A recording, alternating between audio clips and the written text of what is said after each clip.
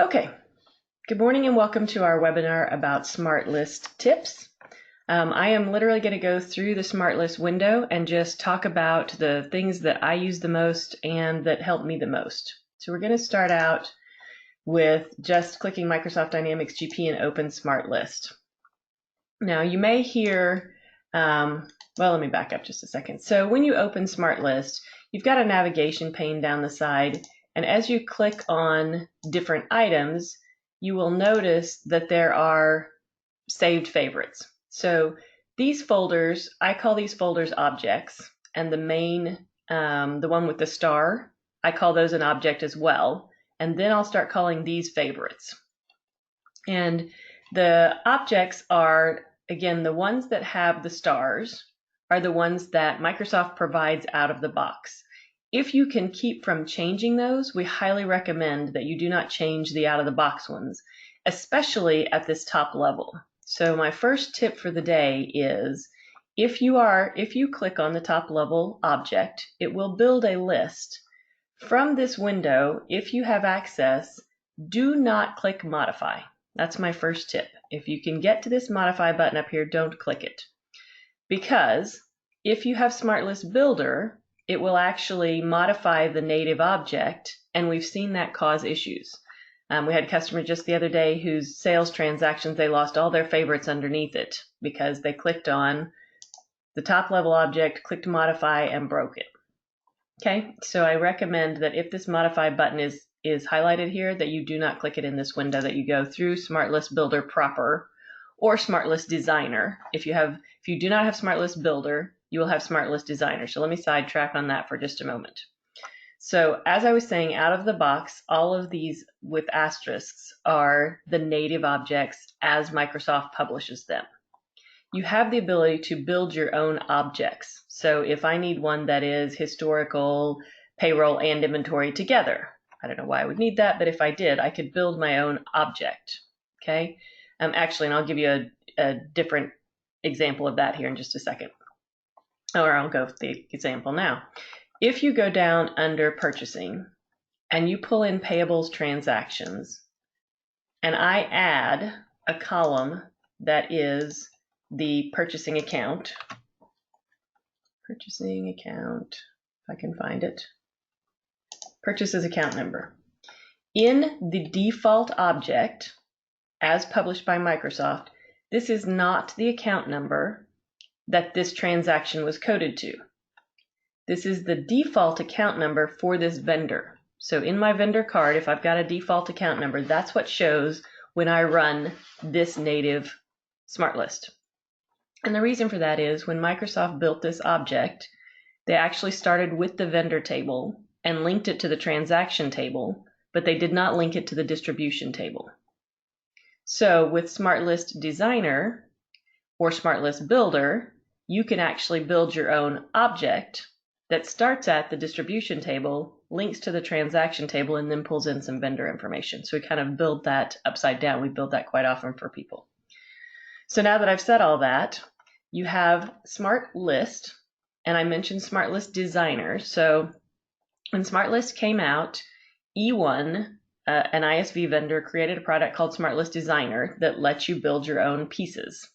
And Microsoft sold SmartList Builder for a while off of the price list, and then they let it go back to E1. So E1 took back over as the vendor for SmartList Builder, and Microsoft created SmartList Designer. They're very similar. Well, I shouldn't say that. They both will allow you to build your custom objects. SmartList Designer, everyone who owns GP owns SmartList Designer.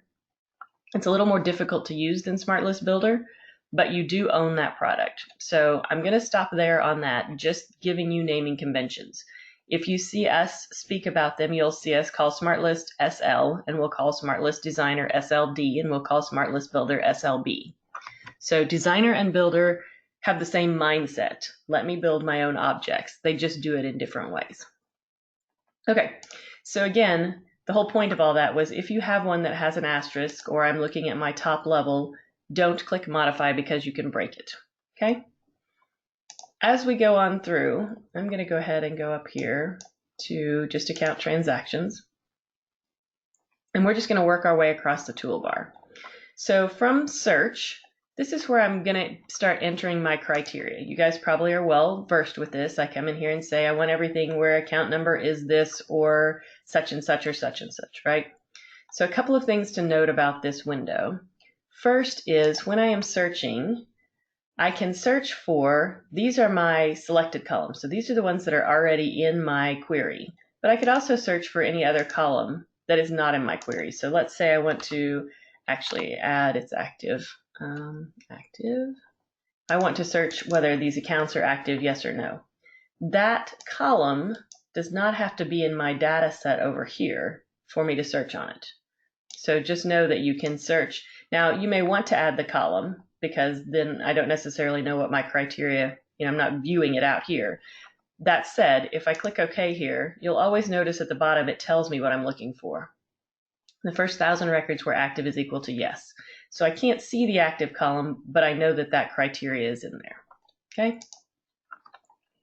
The other thing that you can do in here, and I'm going to, if I wanted to add, as I add this active column, down here, if I wanted to add it to my query so that once I run, I could actually come down here and add the column from within this window. So I can do that on the fly as well. Once I say OK here, it will rebuild this data set and include that active column in the query. A couple of things that get missed in here often are the fact that you can do field comparisons. So this button right here. So if I come in here and choose debit or credit amount and do a field comparison, you'll notice, turn that back off, it's looking for a value. Turn that back on, I've got a lookup now. What it's going to show me is it's going to show me any other currency amount fields that I have in my query.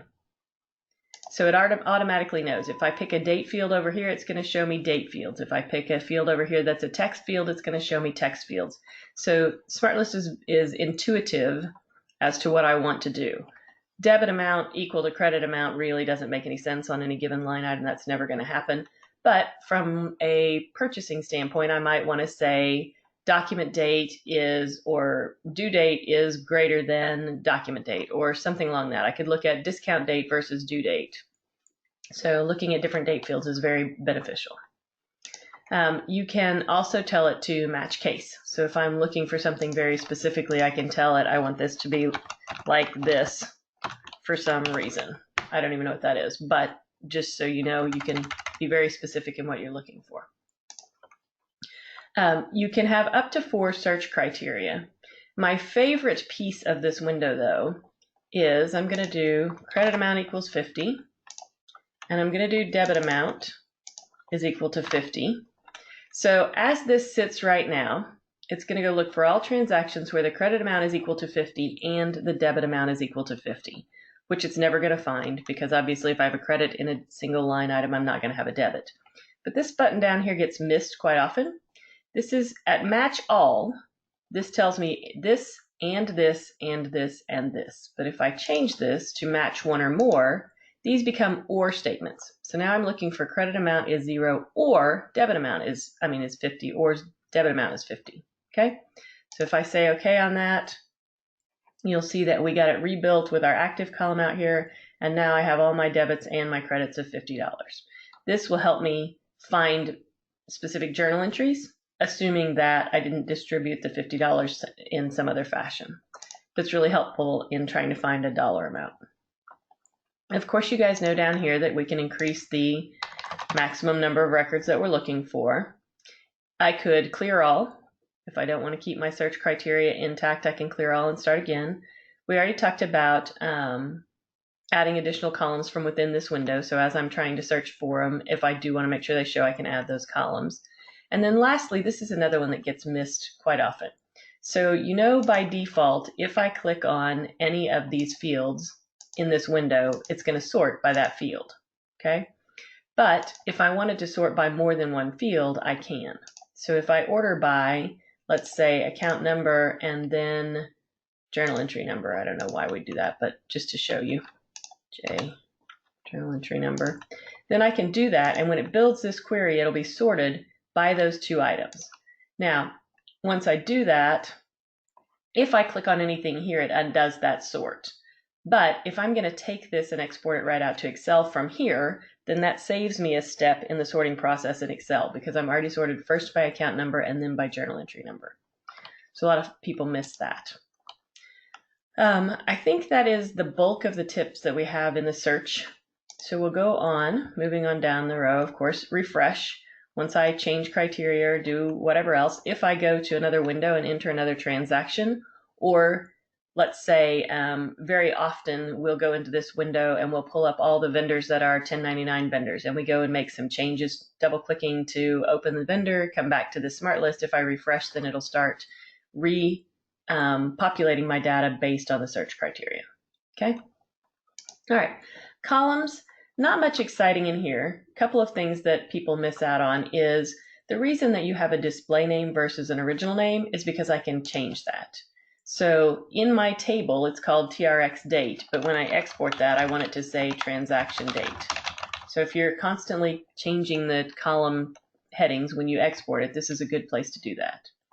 I can, of course, rearrange them. So if my active is the most important thing, I can move it to the top. If I wanted, debit before credit for some reason, I could do that. Credit before debit, I could do that. I could also remove. So if I don't need the series, if that's not important to me, I can obviously remove that field. It's not removing it permanently. It's just removing it from this data pull that I'm doing now. And then, of course, I can add.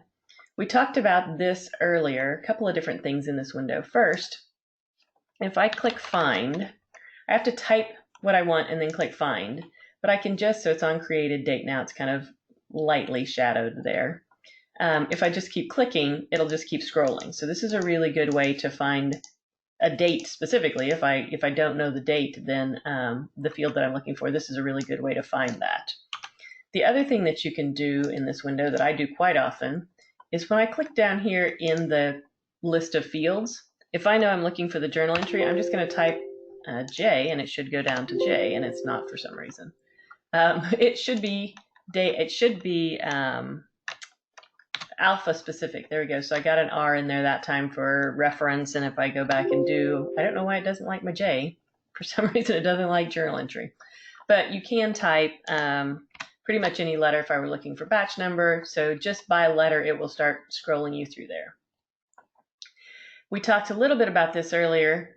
Available columns versus all columns. So available columns are the ones that are set up kind of as the default columns that might be used. And this is set in the SmartList options that we'll look at later, SmartList option setup that we'll look at later. But if I do all columns, then it shows me every column in whatever tables it took to build this default object. So if we were down in, say, sales lines, you would notice that we would have a salesperson from the master record, and then we would have a salesperson from the sales line item. So you'll see a lot of different variations of fields in here. In this window, in case you don't know this, you can actually use your Shift key or your Control key to multi-pick. So that works just like other Office products. And that is the bulk of columns. Okay, from there, we have played before with favorites, or talked about favorites. If I get a query that I really like, so let's pretend I really like this one, I don't even know what it is, but we'll say we do. I can go out and add a favorite, and we'll do this as $50, just because that's what it is. When I build a favorite, I can tell who gets to see it. Most people will put system in here, and I recommend actually that you don't, just because then everybody in the world sees all of your favorites and everybody has to deal with your favorite clutter. So if I put this for my user ID, then I'm the only one who can see this favorite. The bonus of that is nobody can change it but me. The downfall, of course, is that if I need somebody else to be able to see it, then they can't see it. So that would be your decision point. Does somebody else need to see this or not? If this is just for me, then I recommend saving it under your user ID. If you do save it under either system or company, then you can put a password on it. And if I put a password here, that means that anybody who wants to change this favorite has to know the password to change it. And depending on what version GP you're on, this has a little bit of a different flavor to it. But it's a really good feature. If I'm going to build a favorite that I don't want anyone to mess with, I'm going to put a password on it. Now, of course, you have to remember that password, but you have to have the password to be able to modify it. Okay, when we get our favorite set the way we want to, we can do two things with it. We can add it as a favorite, or we can add it as a favorite and a reminder. And I'm going to do the latter so that you can see them both happen at the same time. So we're going to add it as a favorite and a reminder. And when I add it, when the reminder portion comes up, then it's going to give me criteria. So what this is actually doing is it's putting a link on my home page, and we'll go see that here in just a second.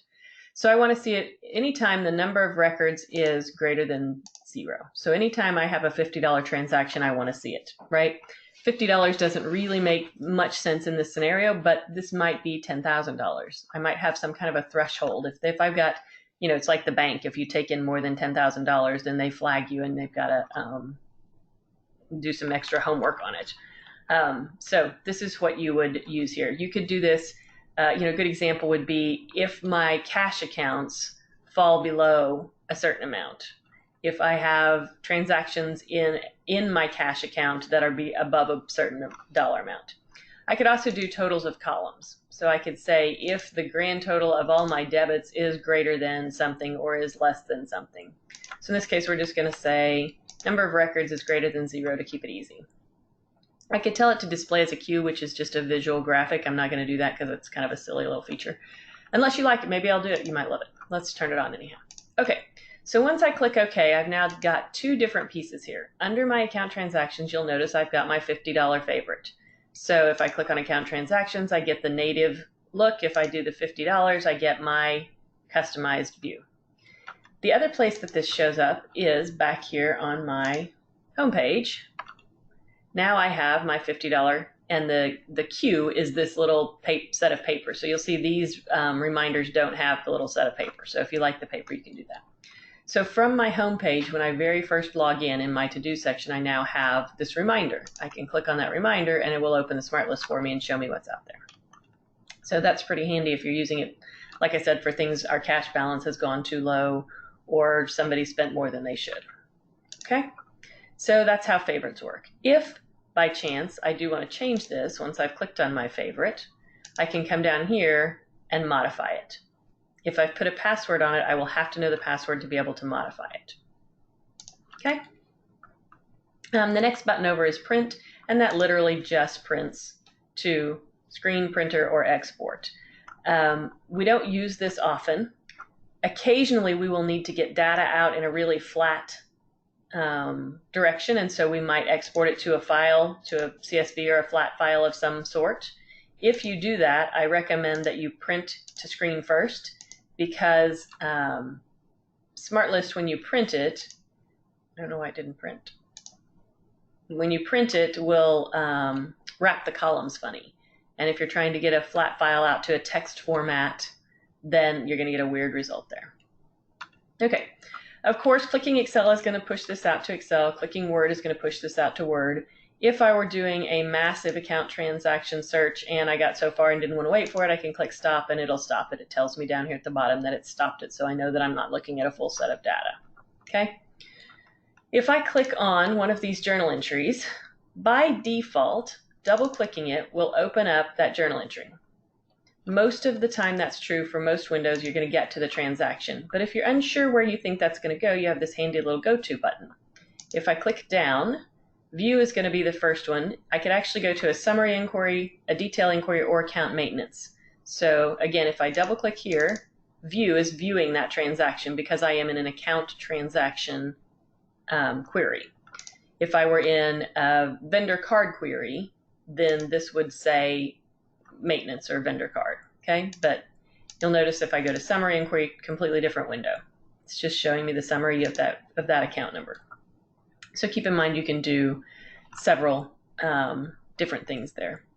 The export import allows you to export or import your objects. So it's moving stuff around. I'm not sure, I'll have to validate whether this is available, should be available even without SmartList Builder because you have SmartList Designer. Okay, under SmartList options, most of this is just navigation to the same things across the top. Okay. You could also do a back and a forward. You have a couple of other things. I'm going to pop down here to favorites pane first. So I could hide or show my favorite pane, this navigation on the side being my favorites pane. I could increase or decrease the width of my favorite pane, and I can enable auto hide. So what auto hide does is when I actually click on the 50, it auto hides that pane. And then decrease and increase I actually can do over here as well. I can drag, if I can get my little cursor to show up, I can drag to increase that or decrease that to get more space. Okay, the last thing I want to talk about in this window is one of my favorite pieces, and people don't use this very often. You have the ability to do what's called an export solution. And so instead of building one on the fly for you guys and hoping that it works in demo world, I've actually pre-built one. If I go in here, you'll see I've got a top 10 customers export solution. When I click on that, it's telling me the path to my document, and I'm going to tell you about this here in a minute. I actually have a how-to document that I'm going to send you after the fact that walks you through how to create the one that I'm showing here. But I've got my document saved. I've got a macro saved in the document, and then I've got this solution attached down here to my invoice lines. Okay, so if I go down to sales line items, my invoice line, and while this is building, you can see I've got the first 1,000 records where the SOP type is invoice and the customer number is not blank. Okay, so it's going to build here for a minute. And realistically, if I were going to do a true top 10, I probably would not put a 1,000 record restriction on there. I'd want to see all the records. Now, when I look at my Excel button, you'll notice that instead of just the plain Excel button, like Word over here is just plain, I actually have this little caret down below Excel. When I click on that, I have two choices. I have Quick Export, which will send this out to Excel just like what you're normally used to, or I have this top 10 customers export, and this is the one that we just looked at in the export solution. So when I click this, fingers crossed, what it's going to do is it's going to pop that out to Excel for me, and then it's going to run the macro that I built into Excel. And that macro is actually creating a pivot table and a pivot chart of my top 10 customers. So we'll give it just a minute to build. We'll see which screen it builds on, and I'll copy it over for you guys to see it.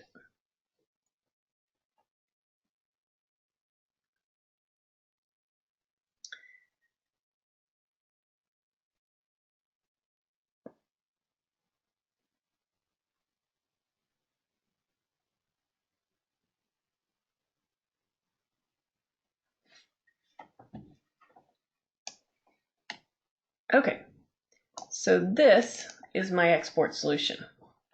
So this data on this tab is just exactly what you would expect to see if I had just clicked Excel export. But what I did was once I exported this, I went in and I started by recording a macro. And when I recorded the macro, I then built the pivot table, formatted it, built the pivot chart, formatted all of that, and then I stopped recording the macro, cleared out the data in this one, and saved it as a template with macros. So now as soon as I run it, instead of getting this, I get this, which is obviously pretty handy. I've got my top 10 customers, and then over here I've got their cost, sales, and gross profit. Okay? And like I said, I've got a handout where you guys can walk through this on your own, see how to do that. Okay, with that, I think I've covered everything in the SmartList window itself. So we're going to sidetrack for just a moment. I'm going to minimize that. You will potentially have a security restriction on this window. So depending on how your security is set up, you may or may not be able to get to this window. So you'll have to work with the folks that can get to the administration functions in your GP. But under administration, down here at the very bottom, under setup, so I'm under setup and under system, I've got SmartList options. And this window lets me default in. So when we're looking at the SmartList for accounts, and we're looking at the available columns, this is what it's showing by default. These are the ones that are going to show. If I always want to include the main account number, segment 1 and segment 2, I can do that. If I always want to include this active column, I can do that. If I always want to make this start with 5,000 records, I can do that. Okay. The one thing about this window is that one thing I don't like is that it's not sorted alphabetically. So you kind of have to go through a logic to get to where you want. But let's go down and look at account transactions, if I can find them. Oops, I want to save that. Okay, so there's my account transactions.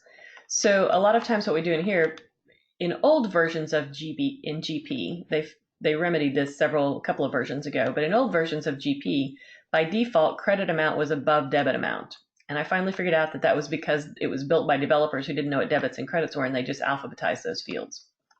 So we would often come in here to SmartList options and toggle those to be in the right order. So they've got those straight now, but we might always want to see a batch number and maybe a document status. So again, same thing. More often than not, though, what I'm changing in here is the number of records that it's going to show. Okay, so once I do that, if I pop back over to SmartList and I go to Accounts, we'll start with Accounts up here at the top. You'll notice now that by default, I've got my main segment, and the active. So those extra fields that I turned on, and it also searched for the first 50,000 records.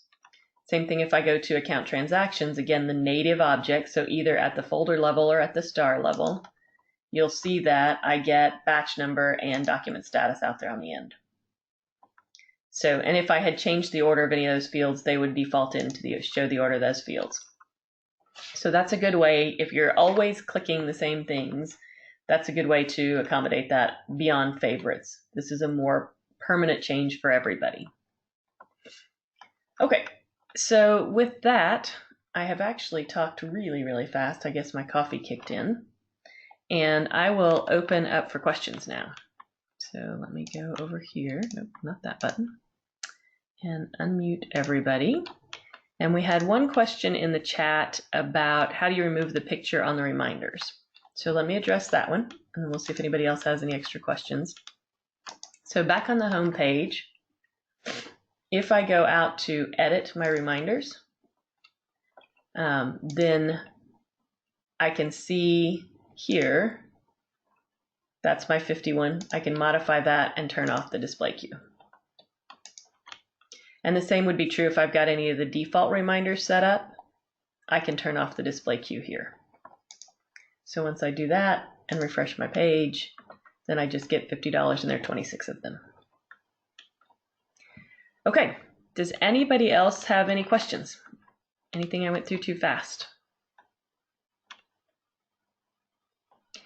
If you guys need CPE, we're really kind of stretching to meet our 50-minute requirement here, but if you need CPE, please chat in the chat box that you need CPE and we'll get that out to you guys after a while.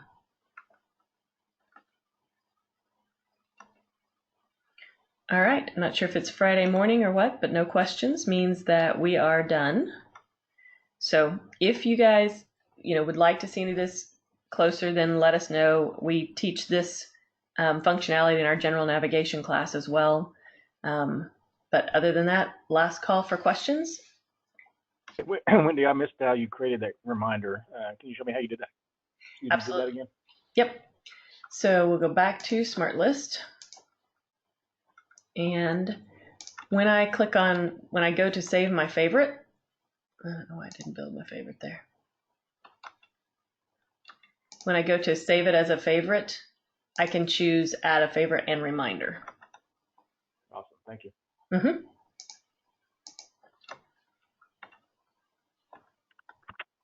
Anybody else? Hey, Wendy, when you were in the administration tab where you were, changing the debit to be before credit, so you can. Is there a way to make those to where they're always at the end of the smart list, or can you not arrange them in that order? Yeah, you can. So if we go to account transactions back here, then when I get all of my stuff in order, so let's say I want transaction date to be at the very top, I can move that. And then I want account number, and then I want account description, and then journal entry series, and then I want my debit to be at the bottom and my credit. And if I didn't want to move them all the way to the bottom, I could just move them down within my selected fields, right? So a lot of times I move them all the way up and then move them one at a time because it's easier for me to kind of. So that's in the fields that I have selected. But if I wanted to put them where they always fell below everything else always, I could move them all the way to the bottom. Is that going to be for every single SmartList report, or how does that work, I guess? Or is that like a specific one, or? Yep, it's for the default account transactions. So and that's a good question. If I go back to my SmartList and I'm at my default account transactions, so again, either at the folder list or at this star, then that's how it's going to happen. But if I have my own favorite, then it doesn't apply to that favorite. Okay. And let's click on one of these. I'm not sure if it would apply to this or not. Let's see. Nope. So that's the same as a favorite. So it doesn't apply to these guys down here, but it applies at this level and this star level. But if you had the favorite report, so that you use daily or something, you could go into that favorite and change all of these columns to your preferences. Correct. So, even though it's not affected by that default setting that we just changed. Right. So if I wanted on my $50 one here, if I wanted to change those columns around, then I could put the active at the top, the debit, the credit at the bottom, say OK, and then I would have to tell it to favorites, modify. Okay, make sure to modify that. Yep. Yep. So yes, that is a good question. The changes that we make in SmartList options do not affect the favorites that we have saved below. They affect only that top folder level and that star level.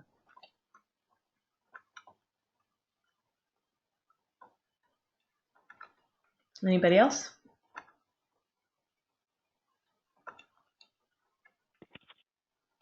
Okay. Well, thanks for joining us and have a great holiday weekend for those of you who this is a holiday weekend for. And if you think of any follow-up questions, let me know. I will try to convert this recording into an MP4 and figure out if it worked and or how to publish it, and I'll let you know. And I will also send you guys the how-to steps to create that export solution, so you guys can test that out in your sample company. Okay, thanks a lot. Thank you very much. Thanks, Talk to you guys later. Thanks, Wendy. Bye. Okay, bye. Thank you.